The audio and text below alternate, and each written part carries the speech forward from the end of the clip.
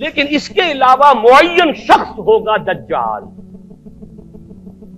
یہ معین شخص جو دجال ہوگا اس کے بارے میں بھی ایک تو بالکل متفق علیہ چیزیں ہیں. نمبر ایک کہ وہ شخص ہے، قطعی ہے، یقینی ہے، اس کا حلیہ بھی حضور صلی اللہ علیہ وسلم نے احادیث کے اندر بیان کیا ہے. دوسری بات یہ کہ اس کے ہاتھ میں قوانین قدرت، گویا کہ تسخیر کائنات گویا کہ نقطۂ عروج کو پہنچ چکی ہے. تمام اختیارات الہی تقریباً اس کے ہاتھ میں آ چکے ہوں. جو بڑے سے بڑے معجزے اللہ تعالیٰ نے نبیوں کو دیے ہیں وہ معجزے کر کے دکھائے گا. وہ مردہ کو زندہ کرے گا،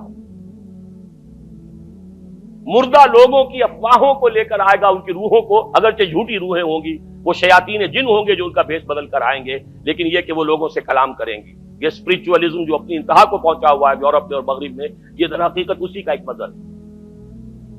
وہ کھلے بیابان کو کہے گا جہاں بالکل ٹکیل جو ہے وہ صحرا تھا، گل و گلزار کر دے گا جب چاہے گا، جب چاہے گا، جہاں چاہے گا بارش برسائے گا. فاصلہ اس کے لیے بے معنی ہوگا. اس کی سواری وہ ہوگی کہ جس کے دونوں کانوں کے درمیان فاصلہ 80 ہاتھ کا ہوگا. یہ سارے جو آج آپ کی اس ٹیکنالوجی کی جو انتہا جا رہی ہے اور جدھر جا رہی ہے، اس کو اچھی طرح سمجھ لیجیے. آج سے 100 سال پہلے شاید انسان ان چیزوں کا تصور نہ کر سکتا. وہ کوئی سواری ایسی بھی ہو سکتی ہے جس کے دو کانوں کے درمیان کا فاصلہ جو ہے وہ 80 ہاتھ کا ہو. آپ کے یہ سارے جیٹس جو ہیں وہ کیا ہیں؟ ان کے رڈارز جو لگے ہوئے ہیں، دونوں کان ہیں ان کے. اس کا ایک قدم اگر مدینے میں ہوگا تو دوسرا بیت المقدس میں ہوگا. اس کی آواز پوری دنیا میں سنی جائے گی. سنی جا رہی ہے کہ نہیں؟ یہ ساری قدرت، ساری قوتیں، تسخیر کائنات کلیتاً ایک آدمی کو چیر کر دو ٹکڑے کرے گا، دونوں ٹکڑوں کو علیحدہ کرے گا، ان کے درمیان چلے گا اور پھر ان دونوں کو جوڑے گا اور کھڑا کر دے گا. احادیث میں ساری موجود ہے. سرجری جدھر جا رہی ہے کوئی عجب نہیں کہ وہاں تک آدمی پہنچ جائے.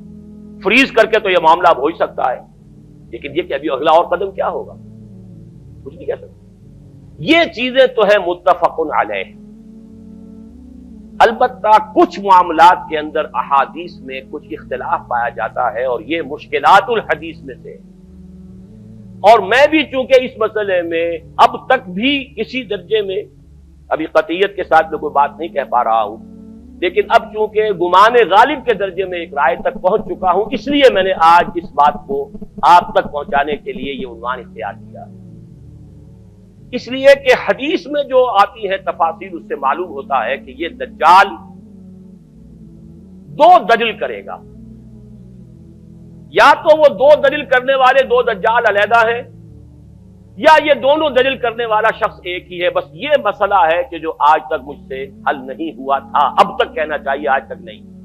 اور یہ اس میں علماء سے بھی گفتگو ہوئی ہے، اور جن لوگوں نے اس مفہوم موضوعات پر اپنا وقت لگایا ہے ان سے بھی گفتگویں ہوئی ہیں، تو وہ بھی اس مسئلے کو حل کرنے سے تاحال قاصر رہے. لیکن یہ کہ اب میری رائے یہ ہے کہ یہ دو شخص ہیں علیحدہ علیحدہ، واللہ عالم. لیکن ایک رائے تک میں پہنچ چکا ہوں، اس لیے وہ رائے آپ کے سامنے رکھ رہا ہوں، اور آپ کے ذریعے سے وہ آگے بھی پھیلے گی تو اہل علم کے ساتھ جو ہے اس معاملے کے اندر تبادلہ خیالات کی بھی نوبت آئے گی انشاءاللہ.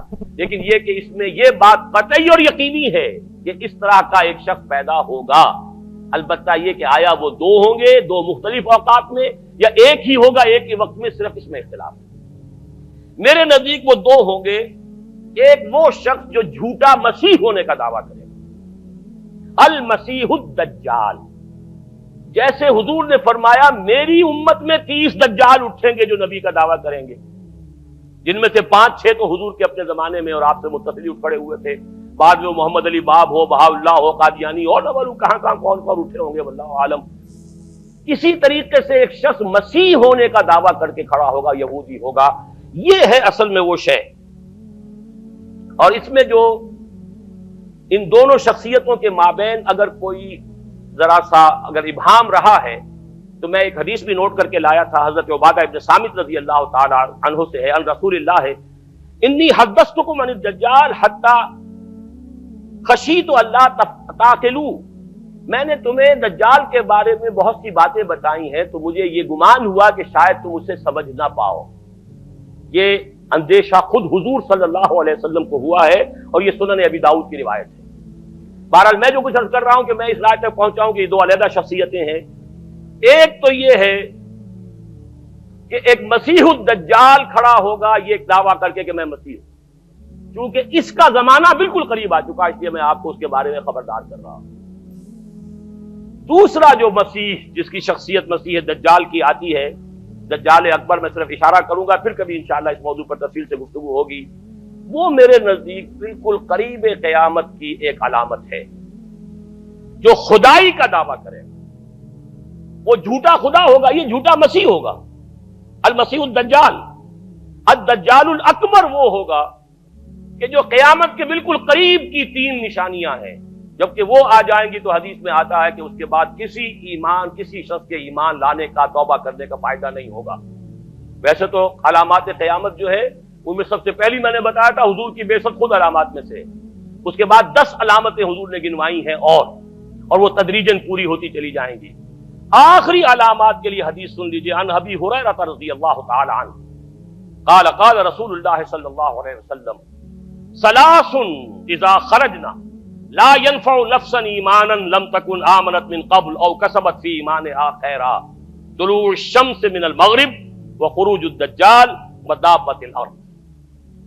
تین نشانیاں وہ ہیں کہ جب وہ ظاہر ہو جائیں گی تو پھر کسی کا ایمان لانا مفید نہیں ہوگا جو پہلے ایمان نہیں لایا تھا، یا جس نے اس سے قبل اپنے ایمان میں کچھ اعمال صالحہ کی کمائی نہیں کی تھی۔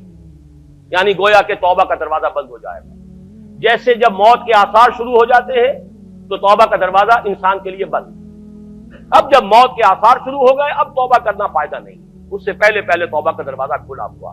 معلوم یغرغر، جبکہ وہ موت کے آثار شروع ہو جاتے ہیں، گھنگرو بولنا شروع ہو جاتا ہے، معلوم ہوتا ہے کہ اب جا رہا ہے، اب توبہ بیکار۔ اسی طریقے سے پوری نوع انسانی کے لیے توبہ کا دروازہ بند ہوگا ایک وقت میں آ کر کہ اب کسی کے لیے توبہ نہیں، ایمان نہیں، اور اس کے لیے 3 علامتیں بیان ہوئی ہیں، یہ بھی مسلم شریف کی روایت ہے۔ آپ نے فرمایا 3 چیزیں وہ ہیں کہ جب وہ ظاہر ہو گئیں تو پھر کسی کا ایمان لانا جو اس سے پہلے ایمان نہیں لایا تھا، اور اپنے ایمان میں اس نے کچھ اعمال صالحہ کی کمائی نہیں کی تھی، اب قتل مفید نہیں ہوگا اس کے لیے ایمان لانا۔ وہ 3 نشانیاں ہیں، طلوع الشمس من المغرب، سورج مغرب سے طلوع ہوگا۔ نظام شمسی میں کوئی اختلال ایسا ہوگا کہ جس سے سورج بجائے مغرب سے نکلے گا۔ وہ خروج الدجال ودابۃ الارض، ایک زمین سے کوئی چوپایا برآمد ہوگا، بعض احادیث میں آتا ہے کہ مروہ کے قریب سے وہ برآمد ہوگا جو گفتگو کرے گا انسانوں سے۔ یہ بالکل خرق عادت، یعنی وہ چیزیں کہ جن کا کوئی تعلق اب اسباب جو ہے دنیا کے ان سے کوئی تعلق نہیں ہے، کوئی فزیکل لا سے تعلق نہیں ہے، وہ بالکل معجزے ہوں گے، خرق عادت ہوگا۔ اور خروج دجال، وہ دجال جو خدائی کا دعویٰ کرے گا، اور حدیث میں آتا ہے کہ بہت کم لوگ ہوں گے کہ جو اس کے سامنے رک سکیں گے، اکثر و بیشتر جو کمزور ایمان والے لوگ ہوں گے وہ اسے خدا تسلیم کر کے اس کی پرستش شروع کر دیں۔ میرے نزدیک یہ آخری چھلنی ہوگی جو لگائی جائے گی اہل ایمان کو ایک طرف کرنے کی، اور یہ قیامت کی نشانیوں میں سے آخری نشانیوں میں سے ہے۔